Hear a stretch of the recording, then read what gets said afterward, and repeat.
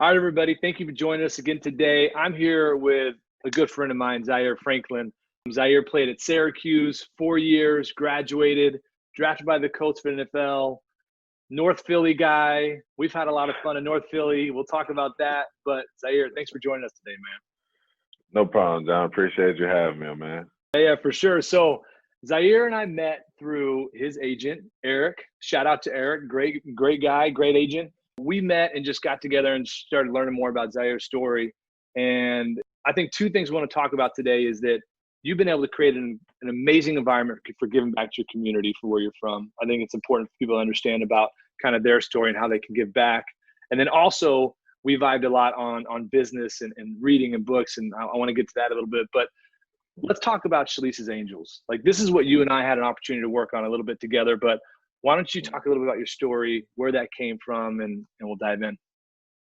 Yeah, so just a little background on Shalice's Angels. Shalice's Angels obviously was something that you helped inspire, helped come up with me. We collaborated on together.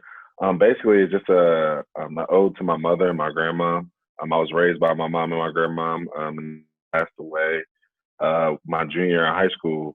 And it was just kind of more of I thought about my position as an NFL athlete and, things that I've been through. And, I felt like, growing up in a house full of women, like so many of, my teammates and people that I know, how we grew up, I just felt like being from my position, so many people always focus, obviously you want to give back to the young men, who are in the position that you were in. Obviously, because we lived the life that they lived. But I also sometimes I felt a little bit like, the girls were left out a little bit. So, me and you kind of sat and when we talked about it, it was just kind of like, look, like let's do something specifically for the young girls in that same environment, and just try to see how we could kind of target. And then and from there, it just kind of blossom into just like, we found out this. I went back to my middle school. That's just in this one area. And Philly, like you touched on, it's in right at Kensington and Allegheny, and it's at literally the heart of the opioid crisis in Philly. And man, it's really really bad out there. And that school, so Conwell Middle School, I went there from 5th to 8th grade. I used to have to catch 2 buses and a train every day to come. Two and to buses go and a train to come to school every day. I remember when you told me that, I was like, I'm sorry, what? Yeah. I used to I had to leave the house at like 6:45. It was like an hour and a half, 45-minute commute each way, but I loved it, but it's just a lot of challenges that they face, dealing with, so much drug addiction, so much violence, it's just the environment they're in is just extremely crazy. So it just kind of blossomed into just anything I can do to kind of help out, with kids that are just in those type of situations. Yeah. No, I mean, when it was funny when we first got to North Philly, I mean, you told me about the environment, but it really was to me, and we talked about this at dinner, is it changed me seeing that environment and these kids who are full of life going through that every day, but talk about like what you actually did. So your main thing that when we first spoke was, I want to get people out of their environment, and tell me A, why that's important, and B, kind of what you end up doing with the program. Oh, well, yeah, for sure. So, like you mentioned, it's in a corner of Kensington and Allegheny. There's homelessness and everything going rampant, like seeing that environment and then just seeing these young kids are just full of life. And it's just, to them, that's just their reality. They don't necessarily look at it as, they're in a messed up situation. That's just their neighborhood. So I guess, the primary vision that I really had was just, something that I feel like my grandmother and my mom always inspired into me was just the ability to be able to look past the situation I was in, to kind of look around and kind of look forward to different environments, different places where I could be, taught me to kind of have higher aspirations. And I guess that's just what I really wanted to impart on not only these young girls, but really that whole school and that whole community.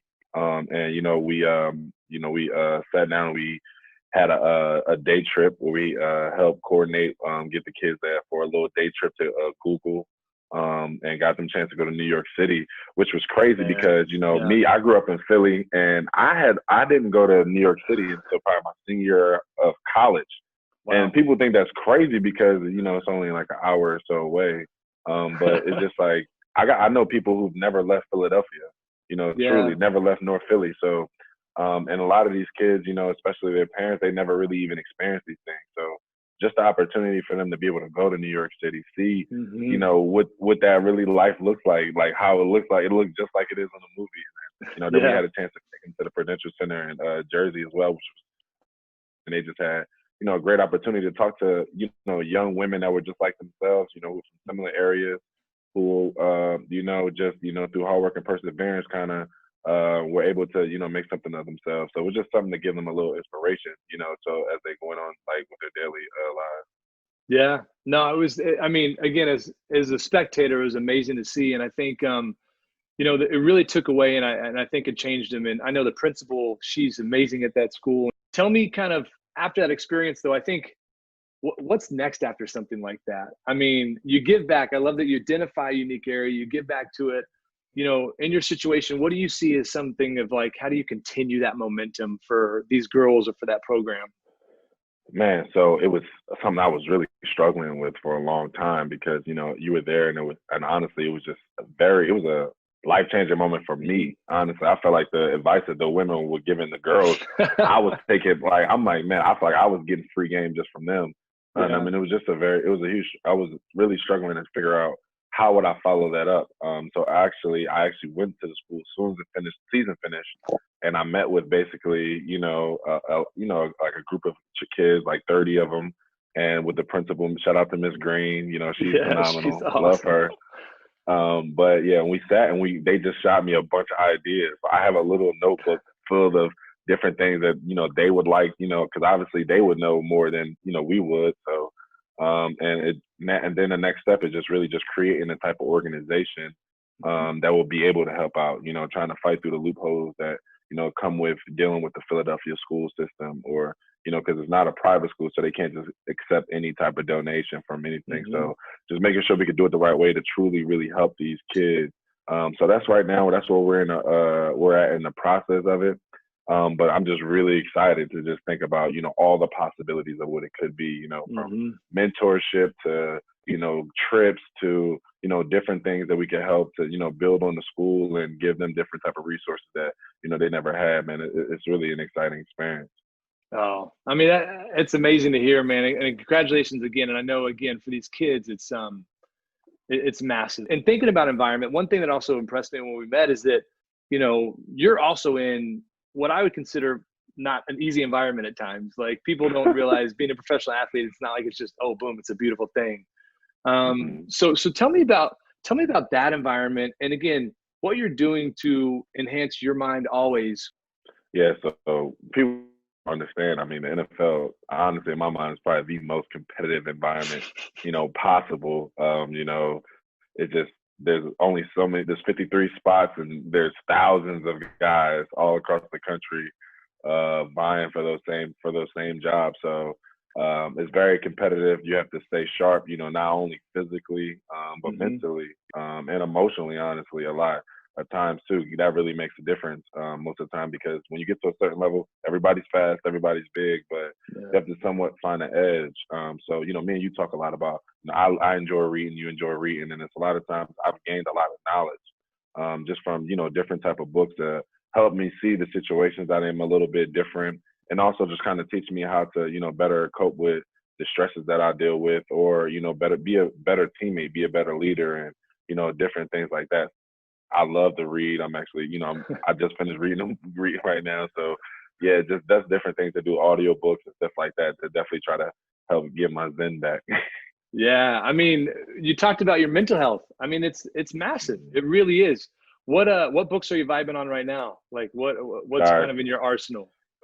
Yeah, so right now, so in May, I'm trying to race to finish this book by the end of May. But this in May, I was really focusing on basically like somewhat of meditation and kind of just uh, mindfulness. I guess that's more so the theme of May. Yeah. But right now, I'm finishing up with Phil Jackson's book, 11 Rings. And it's really great. I mean, I know we all loved watch Last Dance, opinions on LeBron and Michael Jordan, but it was just it's very interesting to just see, having just watched that, and having to read Phil Jackson's point of view of that entire environment and the different things that he had to do to, not only become the type of leader to create that type of structure, to have that type of success, but also to continually nurture that, to, maintain the success over such a long period of time. And, I'm actually at the part of the book where they're talking about the Last Dance and that 98, cool. 97, 98 season. So I'm really looking forward to getting to the Lakers part. That's what I really can't wait for, to hear about Kobe and Shaq. But no, it's actually really great. And honestly, it was one of those books that I really wish I'd have read earlier. I wish I would have read it in college, just because it just talks about a lot about leadership. And it talks, not only, it also talks about finding your role on the team. And I think that's a big thing in the NFL. So many times, everybody comes from wherever they come from. They were the top dog, wherever they went, from Syracuse to USC to Alabama. These guys come and they were the best players from their respective teams or respective conferences. But now you have all the best players together. And, some rise and some fall, but at the same time, as a team, you all are trying to achieve a goal. And he talks a lot about turning it, the different stages of a team. And the biggest stage, he says, is turning a bunch of me's into a bunch of we's. And it's really just, kind of trying to figure out, what's the best thing you could do to help your team, achieve a certain goal. And, I think that could just be applied in any type of structure, just being able to, like water, kind of find your little niche and kind of thrive in there. So, no, it's a great book. Phil Jackson is an amazing mind, and he's definitely a lot of heavy on the Zen. So Dude, I'm gonna have to pick that one up. But I love the points, and I think you're 100% right. There's two things you hit in there that just kind of I think are important to understand. One is the level of success. That when you get to a certain level, it's not about getting there. It's about understanding how to sustain that level and then increase it every time. And that's not easy. You mentioned the NFL is all about like people that were always the best. Well, I obviously tapped out at high school. Nothing wrong with that. Like I was decent, but I didn't keep rising with sports. But in business, that's a very real thing. Like I'm trying to get to certain levels and continue to grow. And I think, like you said, it applies across all levels. And you look at also the team aspect. Turn it into we's and bring together the right group of people to do something great and to get out of themselves. I mean, huge principles to understand and do. So I'm gonna have to pick up that book. We'll see if the book sales spike after you've mentioned this, kind of like something like that. I'm gonna tell Phil Jackson to cut me that check, man. Exactly. No, that's amazing, man. And again, I think this is huge to think through that. Any kind of parting words, anything else you want to share about kind of like, again, your experience and what's been helpful to learn? I just think, one thing I've actually really recently picked up in like the last 2 weeks or so is just meditation, actually. So like now I typically wake up like 15 minutes early just to kind of sit and just, follow my breath and just kind of center and set my intentions for that day. And, a book I just recently read was, I think it was called 7 Spiritual Laws of Success, if I'm not mistaken. And one thing he just basically was talking about was just how important it is to just quiet your mind, and kind of focus, your intentions. Because it says something like to a beginner, there are many abilities. To a wise man, there are only few. So it's basically like if you kind of center your focus and kind of understand what's really going on and center your mind on just a few key select things, you'll be able to really conquer them as much. And that's just something I really think is important. Sometimes we get so caught up on our phones all the time and Netflix and Hulu and, whatever else is going on that sometimes we just kind of need to be quiet and kind of just like get back into ourselves. So that's just something I've been taking upon, especially recently. I love it, man. You're inspiring me to be better about that. It's hard sometimes. Kids are running around different things, and I just, you can always find quiet time, and you can teach them to find quiet time. Honestly, I think that's amazing. So, dude, I love it, man. Thank you so much. So, how can people follow your journey? Is it Instagram, Twitter? What's the best way to kind of follow it along with you? Yeah, so I'm on Instagram and Twitter. Instagram is Zaire, Zaire, 2 underscores. You'll think about. I'll put it up here so people can get it. All the football pictures, and then on Twitter it's Ziggy Smalls. That's my nickname. My nickname is Ziggy. And then when I want I went to high school, this big a wrestler dude saw me. He was like, Ziggy, oh, just like Ziggy Smalls. And he started to stop calling me Ziggy Smalls. So I made him my Twitter name. So there Yeah, man. Well, you're not Ziggy Smalls anymore, bro. I mean, that's all right, though. Well, cool. Yeah, no Zaire, I problem. appreciate the time, man. Thank you so much. Yeah, no problem.